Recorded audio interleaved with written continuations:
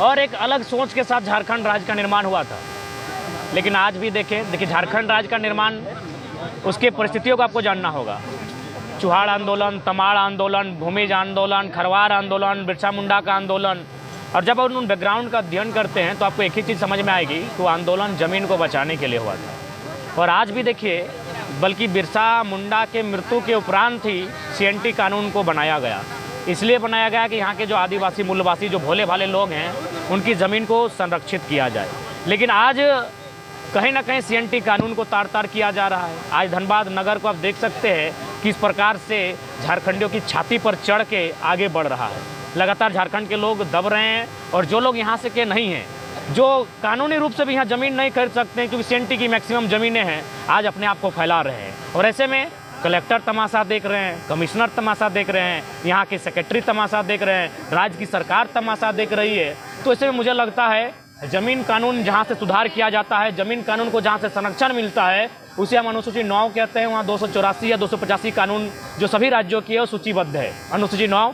और वो सदन का विषय है, वो लोकसभा और राज्यसभा जो सदन है वहाँ चर्चा परिचर्चा का विषय है। इसलिए हम लोग लोकसभा का जो चुनाव में जाएंगे, झारखंड की सबसे बड़ी जो समस्या है, जो बिरसा मुंडा के सपनों को तार तार करके उस समस्या को उत्पन्न किया जा रहा है, वो समस्या ज़मीन कब्जा करने की समस्या है, ज़मीन माफियाओं की समस्या है। उस समस्याओं का समाधान, उस समस्या पर डिस्कशन, प्रेजेंटेशन कहीं ना कहीं सदन में होगा। तो इसीलिए हम लोग सदन की चुनाव की तैयारी अपना ज़मीन दे के भी लोग रोजगार के लिए बाहर जा रहे हैं, ऐसे में लोग किस पे यकीन करें?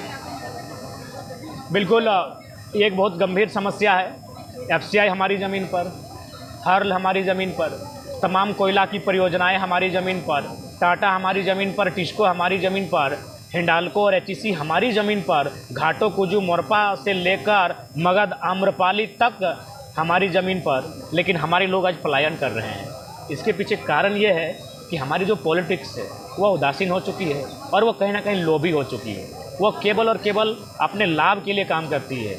इसीलिए आज देख रहे हैं हमारे नेता मंत्री फंस भी रहे हैं ईडी के रडार में, अपने लाभ को देख रही है। इसलिए मेरा मानना है, जिस दिन निस्वार्थ भाव से, बिना किसी लोभ के, बिना किसी भय से अगर कोई नेतृत्व करने के लिए आगे निकलेगा, जैसा कि हम लोग निकल रहे हैं, तो इस राज्य में बहुत बड़ा बदलाव होगा। और हुआ, हम लोग बिना किसी पद में रहकर अभी तक रैयतों को, विस्थापितों को लगभग 12 करोड़ तक का मुआवजा दिला चुके हैं, और लगभग 1000 के आसपास उनको नियोजन में भी, जो 2017 का पेंडिंग था, 18 का पेंडिंग था, हम लोग बहाल करने में अपनी भूमिका का निर्वहन किए हैं।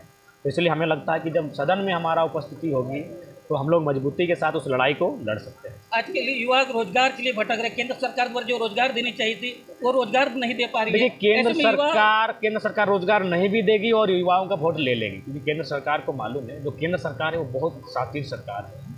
वह सुकरात को भी पढ़ती है, वह अरिस्टोटल को भी पढ़ती है, वह हिटलर को भी पढ़ती है, वह विवेकानंद को भी पढ़ती है, वह भगत सिंह को भी पढ़ती है, वो सारे लोगों को अध्ययन करके बैठी है।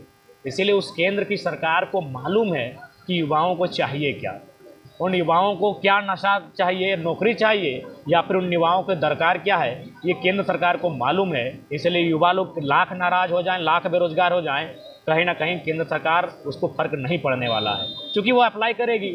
अरस्तु का 25,000 साल पहले का स्टेटमेंट, जो नया आज जो केंद्र सरकार आज काम करती है, अरस्तु ने लगभग 2500 साल पहले ही कहा था कि जब राजा से प्रजा खुश हो जाए तो राजा को चाहिए या तो पड़ोसी राज्य से युद्ध झेल लेना चाहिए, या फिर उस राज्य को धार्मिक और देशभक्ति की भावना में समाहित कर देना चाहिए। और ये सरकार जानती है। दूसरों पार्टियों का कहना है कि जयराम महतो भड़काऊ भाषण देते हैं। हाँ, देते हैं। हाँ, देते हैं, देते हैं। अरे नेता नहीं बने, कौन नेता बनने आया है? हम झारखंड के जनमानस को, झारखंड के माने जो लोग अपना शक्ति को हिंड कर बैठे, उन्हें जिंदा करने हैं, उन्हें योद्धा बनाने आए हैं। नेता बनने का उद्देश्य रहता तो उसी पार्टी में जाके हम टिकट लेके चुनाव लड़ जाते। हम तो चाहेंगे, अच्छा है, बिल्कुल हम लोगों को नेता मत बनाइए, फिर देखिए हम लोग कहाँ से लड़ते हैं। दादा, CGL का एग्जाम ठीक से कंप्लीट भी नहीं होती और पता होता है कि लीक हो जाता है, उन पर क्यों नहीं विचार किया जाता? आखिर स्टूडेंट के साथ क्यों नहीं खड़ा होता है? हर कोई पार्टियां अपनी बात करती है। देखिए, हर कोई पार्टियां हैं, उनका अपना एक वोट है। अच्छा, एक बात बताइए, अभी जो CGL की परीक्षा है, हमारे जो अभी लीड कर रहे थे देवेंद्र दास से टेलीफोनिक बात हुई, उन्होंने बहुत दुखी स्वर में कहा कि हमारी जान को भी खतरा है, हमें लगातार मैसेज के माध्यम से धमकियाँ मिल रही है, क्योंकि लोगों को कहना है कि इसमें 5 अरब का खेला होने वाला था। जो भी माफिया हैं, परीक्षा माफिया, 5 अरब एक बहुत बड़ा राशि होता है। तो जब समझ सकते हैं कि नेता विधायक उनकी औकात अभी क्या है, उनको अगर आप 50,000 देंगे तो मुंह बंद रखेंगे। 5 अरब बहुत बड़ा विषय होता है। अगर उसमें उनका 10% ही हिस्सेदारी है नेताओं की, तब सोचिए उस 5 अरब का 10% क्या होगा।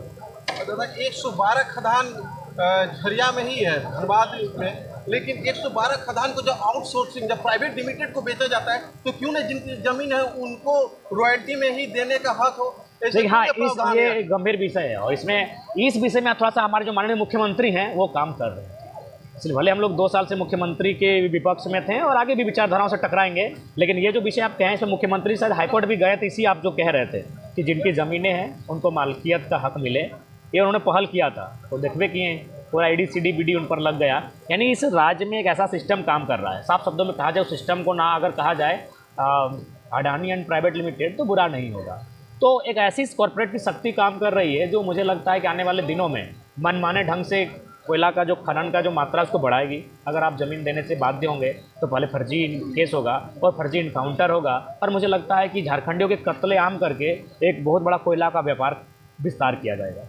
कंपनी एक्ट अधिनियम जब पढ़ते हैं, अगर कोई अधिग्रहण करता है कंपनी के नाम पे और वो कंपनी अगर बंद हो जाती है तो वो जमीन का मालिक पुराना मालिक, लेकिन एलोड्राम में अभी 10-10 किलोमीटर तक घेरा हुआ है और अभी भी FCI और SSC के नाम पे रखा गया है और ना ही उन पे मालिकाना हक दिया जाता है, ना ही उन्हें रोजगार दिया जाता है। आखिर ऐसे युवाओं के साथ और देखिए इसीलिए खेला जाता है। हम इसलिए कहना चाहेंगे, हालांकि ये मैंने कहीं ना कहीं ये बात कानूनी और व्यवहारिक दृष्टिकोण से सही नहीं है, लेकिन मजबूरी में एक लड़का जो आज 2 साल से विस्पान कर रहा है, आज गांव-गांव जाकर समस्याओं को देख रहा है, तो मजबूरी मुझे ये बात कहना पड़ रहा है कि जो भी कोयलांचल के लोग हैं, जो भी औद्योगिक क्षेत्र में बसे हुए झारखंड के लोग हैं, जो भी नगर निगम के आसपास बसे हुए लोग हैं, उन्हें चाहिए कि अब हम दो हमारे दो नहीं, एक तीसरे को जन्म देना चाहिए और उसे विस्पान कराना चाहिए, उसे युद्ध के लिए तैयार करना चाहिए। क्योंकि नहीं तो हमें लगता है कि आने वाला दिन, सही बात है, एलोड्राम में लगभग 10 किलोमीटर के एरिया दिखता है जो खाली पड़ा है, जबकि अगर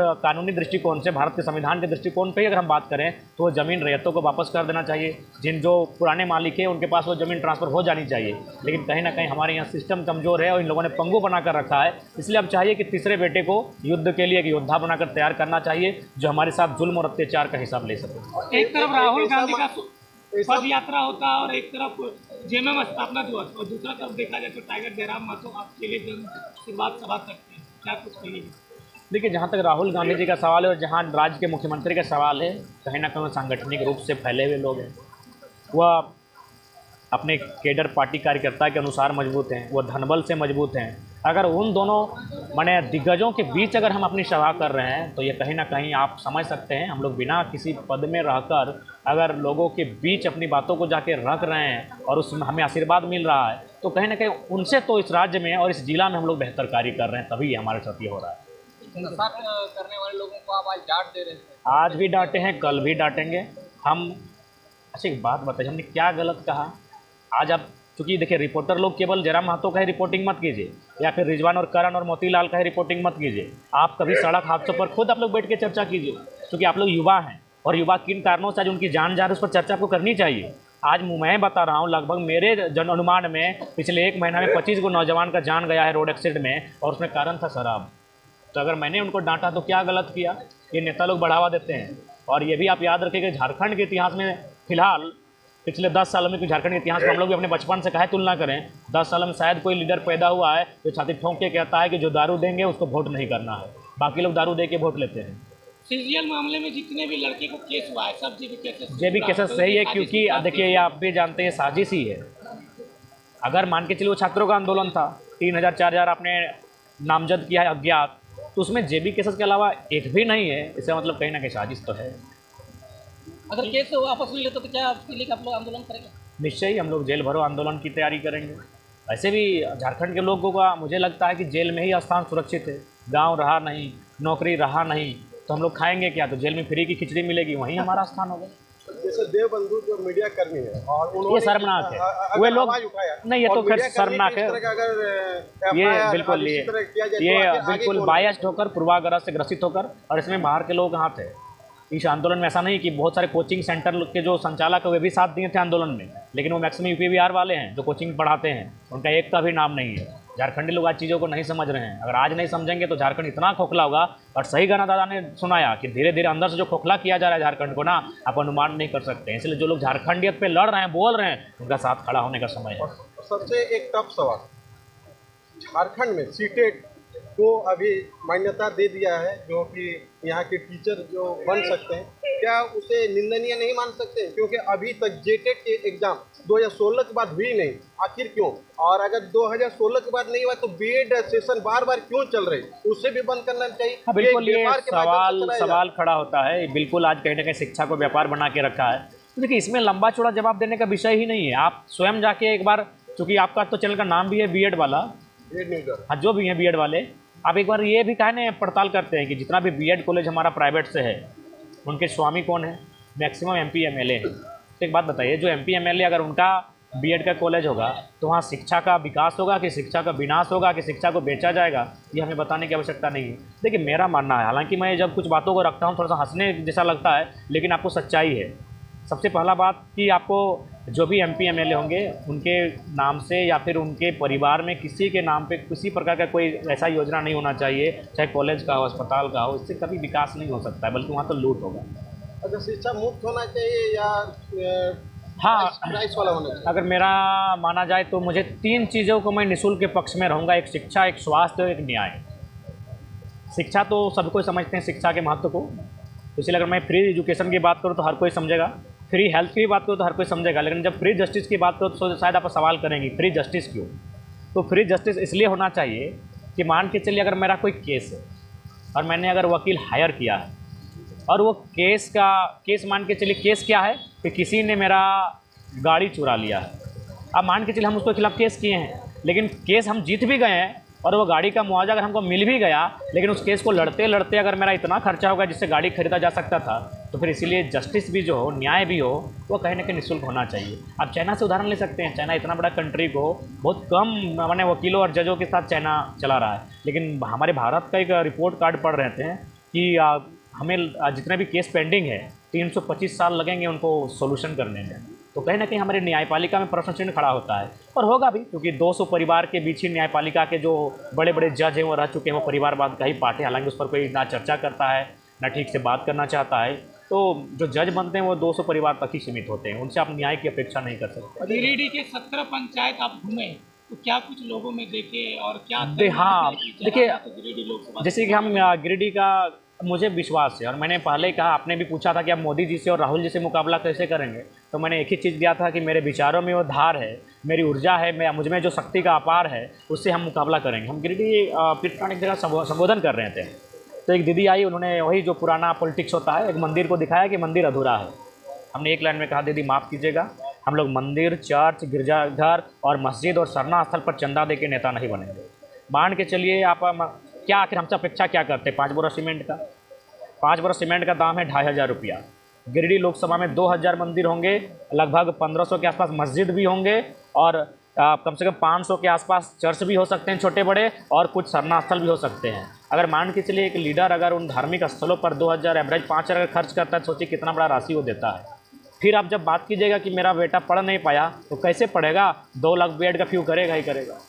तो जब बात को हम रखें, दीदी को समझाएं, तो उन्होंने लास्ट में कहा कि पहले तो अच्छा नहीं लग रहा था, लेकिन आप जो बात समझाएं वोट आपको ही देंगे।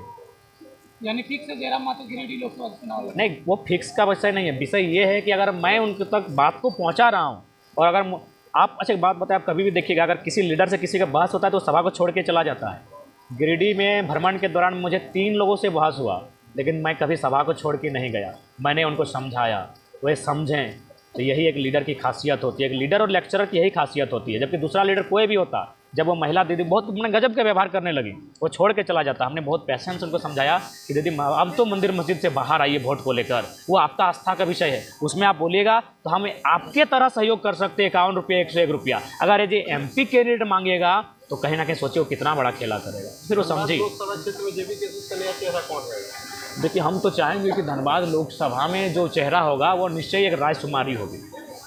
बिना रायशुमार, अभी भी भले गिरिडीह के लोग हमें मानते हैं, हम दौरा भी कर रहे हैं, लेकिन रायशुमारी करेंगे, उसके बाद ही हम लोग, जब तक लेटर हेड में घोषणा नहीं होगा उसको अभी घोषणा नहीं मानिएगा, तो रायशुमारी होगी। कई लोगों से मैंने पूछा तो लोगों का जवाब आया कि जयराम माथुर को 14 लोकसभा से कैंडिडेट देना चाहिए, क्योंकि लोग अभी जगे हैं।